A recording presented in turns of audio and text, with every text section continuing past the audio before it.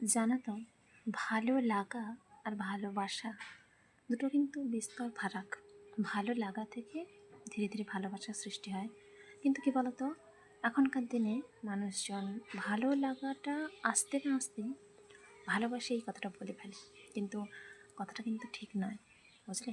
ভালো লাগাটা আদৌ বাড়ছে নাকি বা ভালো লাগাটা সবসময়ের মতো থাকছে নাকি, সেটা দেখে বুঝে তারপর ভালোবাসি কথাটা উচ্চারণ করা উচিত। যেমন ধরো, রাস্তার পাশে কোনো একটা ফুল গাছ হয়ে আছে, সেই ফুলের গাছটা তুমি দেখলে যে গাছটা পুরো ফুলে ভর্তি। তুমি তখন কি করলে?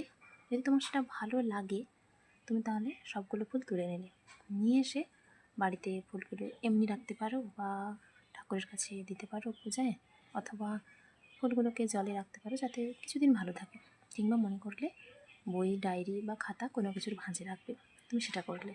এটা কিন্তু ভালো লাগা, এটা ভালোবাসা নয়। যদি তুমি ভালোবাসতে সেই গাছটাকে বা সেই ফুলগুলোকে, তাহলে তুমি সেই গাছের গোড়ায় জল দিতে।